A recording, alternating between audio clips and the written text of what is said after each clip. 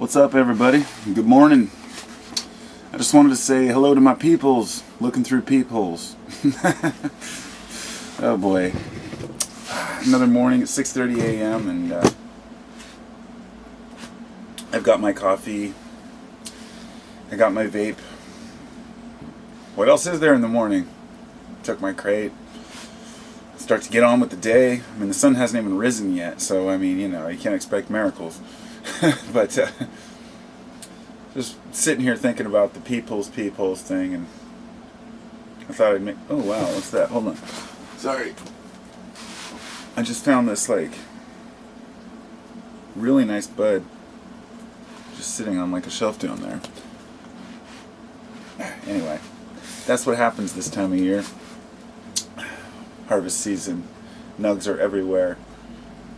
My mood is pretty good right now, and I guess that's what I kind of wanted to talk about, like different stages of well, God, I don't know. I don't really know how to word it sometimes. When I wake up in the morning, I'm always refreshed and excited because the new day is starting.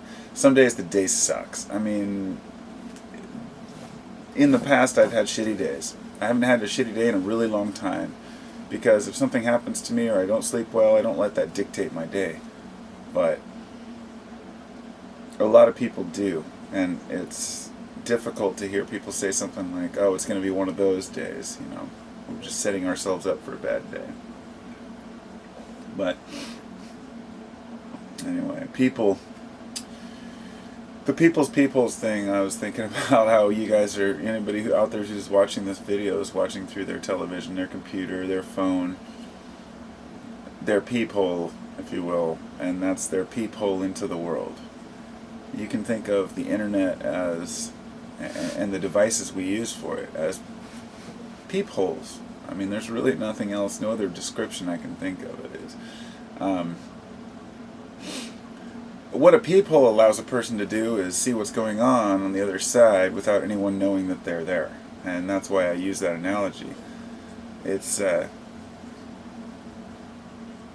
person can surf the web anonymously and, you know, see what's going on in the world, and then build their opinions on everyone else based on what everyone else is putting on the internet, let's say, but then refrain from, you know, revealing any information about themselves.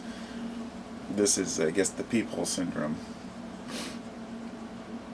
The people who stick their neck out the farthest are likely to get the most cuts on it. I've noticed that people who have climbed up in their channels, for example, my channel's always been pretty moderate. I mean, I just talk about random subjects. There have been a couple times where I've looked at the diagnostics on my channel and seen, or the analytics, and seen that, boom, I got a huge boost in views and subscribers after a particular subject, or including a particular, you know, idea. And sometimes I'll even pull those videos, or, you know, I have ceased to use certain keywords, to not attract a whole bunch of people. And somebody might think, well, that's kind of going against the purpose of having a channel, a YouTube channel. Don't you want more subscribers? Well, this is kind of along the line of thinking of my vendor, let's say, for kratom. Somebody asked me a while back, because they said that the person doesn't take new customers, and I said, I can understand that, you know, they have too many. And he says, what kind of person wouldn't want to take new customers? I mean, isn't it all about business? Isn't it about people and money? And I said, no, it's really not. It's about, you know, having a business isn't about how many people you have. It's about treating the people that you do have well.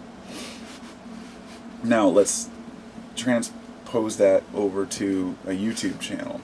The reason why I haven't want to grow into a huge channel is because I already have a difficult time answering the people that do comment.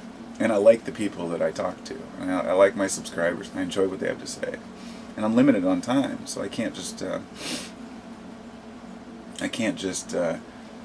build a huge channel with tens of thousands of subs and then start getting all these, you know, questions and requests. For example, with my kratom business I started now, I've got not only the YouTube questions to answer about standard videos, but then I have a lot of people sending me private messages and stuff about kratom, asking me questions.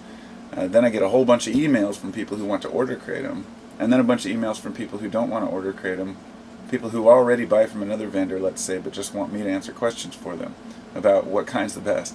So here's the no potential to really even make a customer, but I want to help them out, because to me it's not about money, it's about helping people. And I know that sounds kind of like, that sounds like bullshit to some people. I haven't met anyone in my life who really thinks that way, that thinks that everyone's out for themselves, but I know that they do exist. That if I were to tell certain people, well, I just like to do it for the good of people, they'd say, what? Why? Isn't it survival of the fittest? Aren't we, destined to get what we can? And I say no, not at all. In fact, I've never thought of myself as the businessman type. I'm not the businessman type, or at least that's what I've said. Up until this morning when I sat back and I said, why do I say that? I've been telling myself that my entire life, or at least for the last 15 years. Probably because 10, 15 years ago, 20 years ago, I would sell myself short. I was willing to work for less, and I was willing to work harder, not smarter. And I busted my ass for all my bosses. I was a roofer. I built houses, additions, foundations, all the way up to, finish work and the finest details and doorknobs, put on the nicest doors.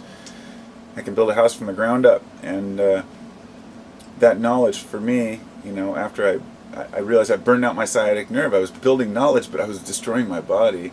And I didn't have to work as hard as I was, but it's in my instinct to want to work hard. It's just part of who I am. I like to bust my ass. Sorry about the sniffles. I've had kind of a congestion. I want to bust my ass, but I don't want to bust my ass literally. I don't want to ruin, my body. So, anyway, I quit that about a year and a half ago. I quit. So, it's been almost 2 years now since I quit doing carpentry. And since then, I've struggled here and there trying to make ends meet. Meanwhile, I've always had this YouTube channel where, while I could be putting out something out into the world to make money, or say sponsoring a product, here I am just talking about life in general and philosophy to a few people. But that's what's important to me. I can't break away from that. I can't say, oh well, I'm just going to stop being a philosopher and start working. It's just not who I am. So, what is the point in me saying all this? That there are so many different types of people. Some of us are hard workers, some of us are hard thinkers. Some of us are tall, some of us are small. There are all kinds of different people. But it's really easy for us to see another person and say, oh, they should be doing this, or maybe they should be working on this, or you should care about this, or you need to be awake about this, or aware about this. And just shut up, just forget all that. Just realize that each person is aware and awake of their own little component of the world, and by putting this whole piece together, it allows us to see a bigger picture. For example, let's say there's a person who is really obsessed about the whole chemtrail conspiracy. Let's use that as an example. And let's say they were to get everyone else to be involved in that too. Then everyone would be talking about one thing, and it would be focused on, and perhaps people would be more prone to do something about it if there's anything to be done about it. But that's not the reality. That's not how it works. You don't convince people to stand behind an idea in order to prove it. You prove an idea, and then you get people to stand behind it. And that's one of the most difficult things, I think, for people to get. But anyway, back to business, as far as business goes, I'm not a businessman and I don't want to make money, and I've been telling myself that forever, and now I realize I do need money. I mean, I have a really hard time asking for money. I'm always the kind of guy who just wants to give shit away. My neighbor comes over, I know he's broke, he needs some bud, so I just give it to him, and he wants to pay me for it, and I'm like, oh man, I know you're poor, I know you're broke. And they always tell you when you give things away, it'll come back tenfold. Well, it does. Not monetarily, though. And that's another key. If you give away your money, it's not going to come back to you as money, necessarily. It'll come back to you as contentment, happiness. The ability to share, the knowledge that you're helping others. That's far more important than any amount of money. But friendship and happiness doesn't pay the bills. So I still have to work on starting a business on the side, and doing other things. So, kind of losing my focus here, I guess. My main point, which was that we are what we tell ourselves we are. If I tell myself I'm not a businessman, then I'm not a businessman. But it was my realization this morning that after talking with somebody who, let's say, people who run a business who just don't know how to communicate. Some people are very rude, some people never learned how to spell, or some people don't know any basic math, and these are people who are running large businesses and companies because they know that you don't have to know everything yourself to run a business. You just have to know your part of it. And your part of it as an owner or a someone who runs the business is passion. That is the key. You have to have passion. And you have to want to help people. It has to have a purpose. These are very strong things to me because I believe if you have a passion about something that doesn't help people, then you're going to know inherently, subconsciously, that it's a useless product, let's say. It's hard. I don't like to point fingers, so I try not to point out particular products. I mean, we could just use something as simple. Somebody could say an iPhone or a computer. Well, I wouldn't use those as examples because those are very useful things. Those are our peep-holes.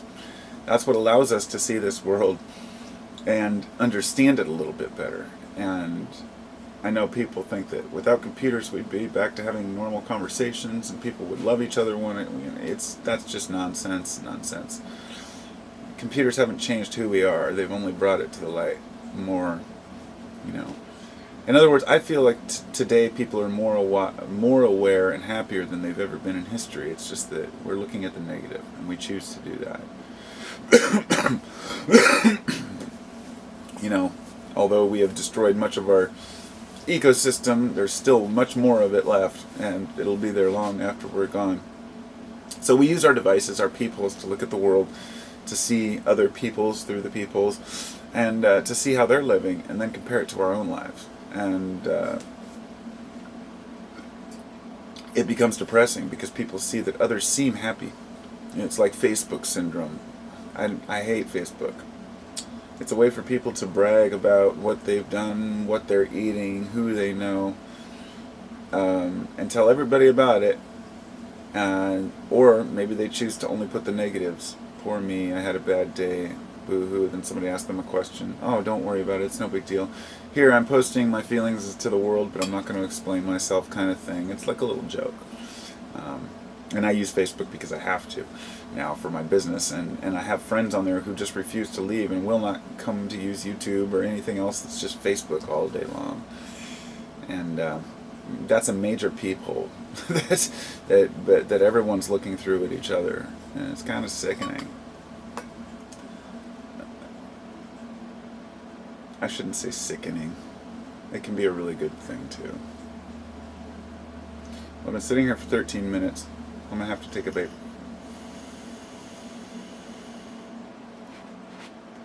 What I'd like to see in this world is basically a pipe dream. And what I want to see doesn't matter. This is just my particular view. I meet a lot of really cool people. I don't meet so many not so cool people anymore. And I've realized maybe it has to do with who I associate with. How I learn to sense people who suck. People suck sometimes. There are some true assholes out there. But if you really pick apart that jerk, when you really think about it, that grumpy old man down the street, you really figure out why the person is the way they are, you might be able to crack a smile. You might even be able to understand where they're coming from. Because it's easy to become cynical in this world. I become cynical, and I really try hard not to. I try to convince myself that, that people really do care, that not everybody's out to get a buck. For example, I guess I'll throw this in now. I'm not going to make a whole video about it. Like, hempies. This is from my buddy Josh, who sent this to me. Little squirrel with the blowtorch. This is his head shop in Missouri. Cape Girardeau, Missouri. He sent me a little care package with some rolling papers, a cool little pipe, stuff like that. And he was one of my guys that I've sent kratom to, but I've never actually sent him anything. Basically, here's a guy sending me some stuff from his head shop for free, and saying, "Here, thanks," just for being me, or for whatever reason he chose to send me things. I just think that that's really cool. Last year I had somebody send me a bunch of candles and hemp stuff, and I don't forget these things. The little things in life, the little things people have given me are just mean the most to me. For example, that little pipe and pouch, I'll probably keep that forever as my little prize. It was a gift. Gifts to me mean a lot, and I have a lot of little gifts that people have given me over the years, if I keep every one of them. And I guess that's important to me. And when I thought about that this morning, it made me realize that actually I should grab this to show you this gift. I lived with a guy named Ed when I was 18. Ed and Leslie Benton. They were from Texas, and they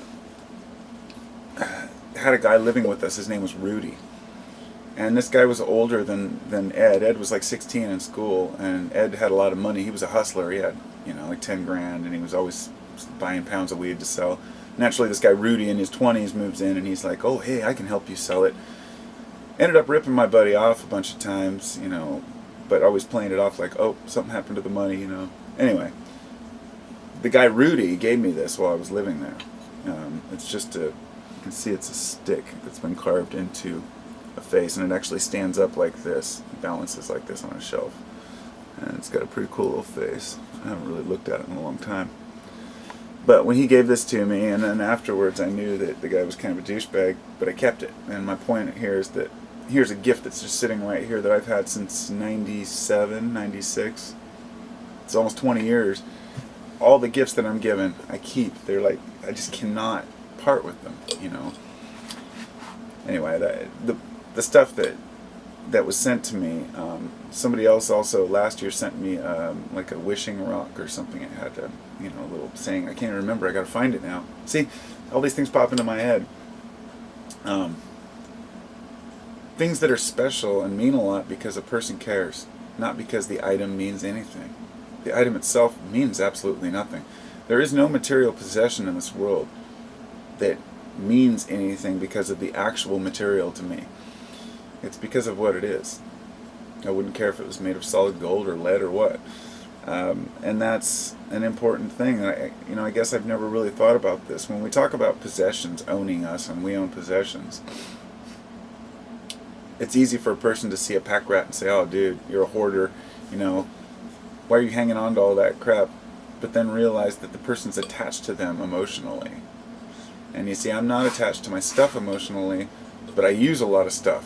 In other words, I look around me and I've got I've got all my containers, but I use them for storage. I've got all my little, wood. I made a whole bunch of like meditation benches. I've got them all up there, but they're going to be sold someday. I've got all my tools and my carpentry stuff, but I'm still going to build carpentry stuff. I'm still going to build tables. I'm still going to build bookshelves. So everything I have is part of what I need to do my hobbies. But at the same time, there are certain things that I hang on to just for the novelty of, or I should say the history of having it. So it's not an attachment to the object, but an attachment to that feeling, I guess. So I guess we can look at these little things that we have as peepholes into the world. Maybe I should say that our devices are peepholes into the world, and our items or possessions are peepholes into our past.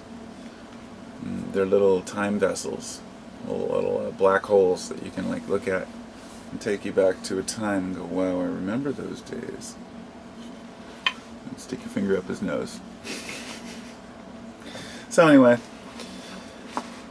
it's funny when I start this video, I don't really anticipate it getting very long, and then it ends up being almost 20 minutes now.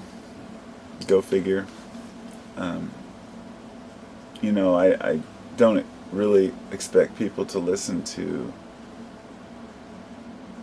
all this kind of stuff. I mean, I guess what I'm saying is I think it's cool that people actually care what I have to say, but that they also realize that I'm just a rambling dude, that I'm not here telling you anything you don't already know.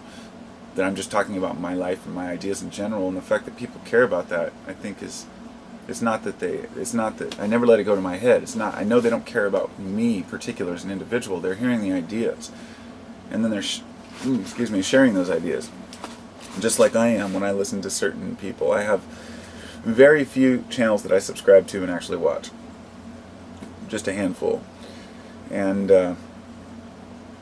of those people, I can sit and listen to them, and I don't agree with maybe all their ideas, but I pick out the parts that I understand what they're going for, and go along and learn about them and people. I guess what I'm saying is that I know a lot of you disagree with a lot of my points, and I think that's great, because you're still willing to go, oh well, I don't agree, but I'm not too close-minded to still have a discussion.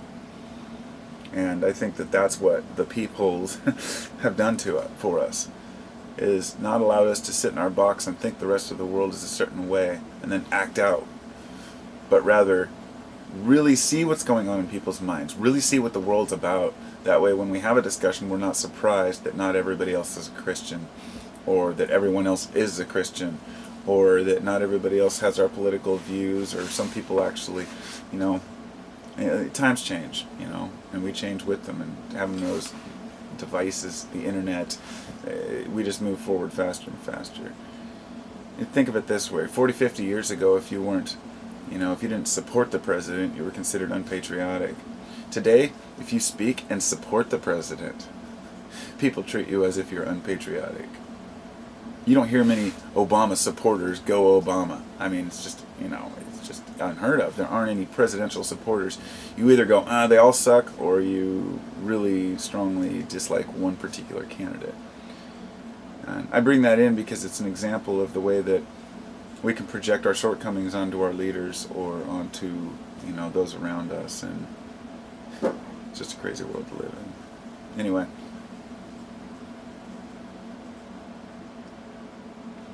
Talk to y'all later. Have a great day.